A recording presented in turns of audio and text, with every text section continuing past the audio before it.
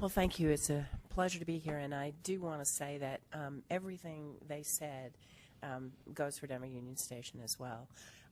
We had it's a $500 million public transportation infrastructure project with 5 public-private partners and an 8-year NEPA process with 96 stakeholders. So you don't get much more complicated than that. I wanted today just to give you a flavor of the kind of complexities that were involved in this multi-party, multi-jurisdictional redevelopment, and to give a few examples of the issues that the partners have dealt with over the course of a long progression from the vision to the construction reality at Denver Union Station. We had, as you know, 4 partner agencies plus a private partner who, together with their own teams, tackled and resolved these and many, many more issues.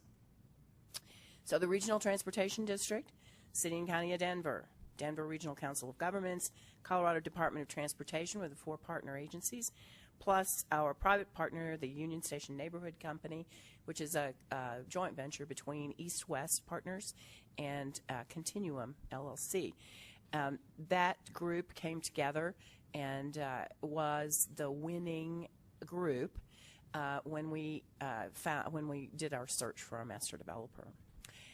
Just quickly to remind everybody about fast tracks, Buzz had this very same slide. It's just interesting to note that every single line goes into Denver Union Station. Okay, what am I talking about when I'm talking about a $500 million transportation infrastructure project? I'm talking about 8 commuter rail tracks, the East Corridor to DIA, the North Metro Corridor, the Northwest Corridor to Boulder, the Gold Line, and tracks for Amtrak, and then there's some expansion room, actually 2 expansion tracks. The light rail, which will be 3 lines, 3 tracks, and 2 platforms, which we sort of are moving. Actually, we're moving it at the end of June, so you can watch that happen.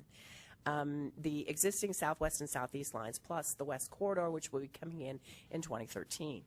The regional bus facility, which will be underground, is 22 bays as opposed to the 10 that RTD has at Market Street Station.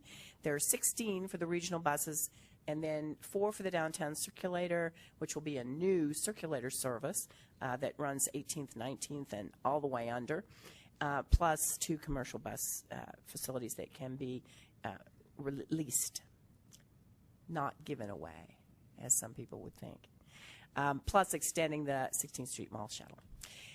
Just a quick picture of what the old rail yards looked like when this whole thing began. Going to today, I want to get you oriented here so that you'll start seeing this is the station. This is the horrible parking lots. This is Wine Coop. This is Wewata. This is the consolidated main line, which I'll refer to as the CML, which is the location now, or will be, of the light rail. A site plan, give you a quick idea. Once again, the historic station, the horrible parking lots go away and become plazas. This is what's called a train hall for commuter rail. All 8 tracks will come in here to the west of the station.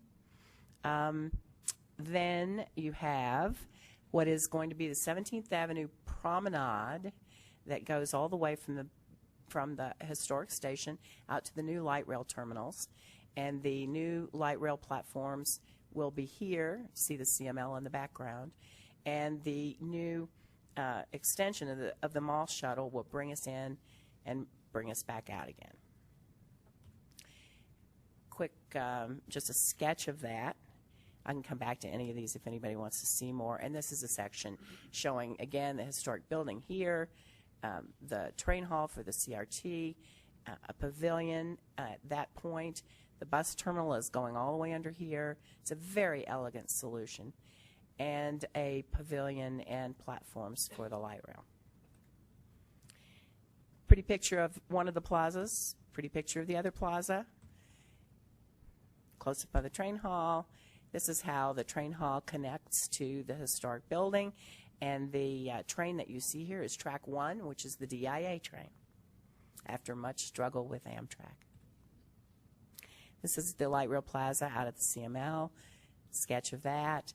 Pretty picture for your standing at the light rail terminal, looking back at the historic station, down the 17th Street passageway, which underneath is the bus facility. Beautiful, what they call garden rooms. Anybody dealt with landscape architects? Close-up of land. Anyway, so much for the pretty pictures. The organization of this whole thing came together when the 4 partner agencies realized that they needed to buy Denver Union Station in order to preserve it. So they came together, they created an intergovernmental agreement that said, okay, we're going to help buy this, but RTD is going to be the fee owner of the 19.5 acre site and the building, and that is still the case. They have 5 development parcels. I'll go back and show you those if you want to see them. And they are slowly selling those development partners to the master developer. They have bought 2 of them already. They'll buy the 3rd one by the end of this year. So that intergovernmental agreement was originally just an agreement on how to fund the purchase of this property. By the time we got to a 3rd amendment to that agreement, the first 2 had to do with financing. The 3rd amendment established an executive oversight committee that began to look at governance and to sort of be kind of a quasi governance body for the whole project. And they had in the intergovernmental agreement the task of hiring, choosing a master developer for the entire project and to determine what the eventual governance would be. At the same time, 2001, a master plan began to be developed, and the CPD, the Community Planning Development, of which we have numerous members today, began that process. And in 2004, a visionary master plan that was really a 50-year plan was adopted, not just by the City and County of Denver, but by the governing bodies of all 4 partner agencies. And in 2006, the master developer was selected through a very big public process, and then the real design began. And for the first time, it became clear that it might be possible to actually build this whole thing, and all at once. Not 50 years, not spread it out, but get it done. And it's a very exciting project today. It has been a very exciting project from the beginning. In 2008, we had decided on the plan that you just saw, and the master plan was supplemented. And once again, the governing bodies of all 4 agencies came to the table and did accept and approve the master plan. We had to create in Denver we had to create 3 things, but I'm really only going to talk about the Denver Union Station Project Authority right now. We needed to create not only a governing entity, but a financing entity. We had to have a borrower, so to say. And so we wanted to create it, though, so that everybody was part of it. And that turned out to be much more difficult than anybody had thought. A lot of bond lawyers sat in a room for a lot of days trying to figure out exactly how we could do this. And it turned out that Denver was the only body that had sufficient statewide reach to be able to be an on behalf of issuer and issue tax-exempt debt.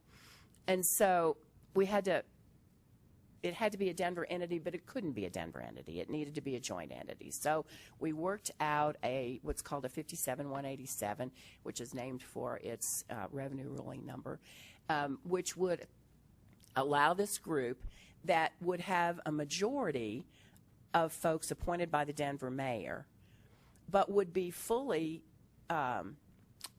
operated by the whole group together. So on the Denver Union Station Board are 6 members that are appointed by the mayor of Denver, but they cannot be city employees. So they are just citizens. Then RTD board selects 2 people, and they have 2 seats. And then Dr. Cog has a seat, CDOT has a seat, and our metropolitan districts, districts 1 through 5, but there's one that's key. The metropolitan district has a seat on the DOSPA board. In conclusion, I will tell you that there was never a moment when no was the answer. And that was absolutely critical, because if you start with no, especially with 5 people in charge, we never would have gotten where we've gotten. We, as you know, the financing of this is extremely complicated, and it is basically $180 million of federal, local, and state grants, and $300 million from 2 federal loan programs under the FTA and the FRA. And I could tell you stories all day about the cooperation it took to get that done. But I only had 10 minutes, so I just want to say that we're currently on schedule. The project will be completed in June of 2014. It might be April. And the budget is holding, believe it or not, and we have really resolved most of the issues and are rocking and rolling. Success is on the horizon, and we will have a regional multimodal transportation hub for the fast tracks corridors, and we're very proud of that.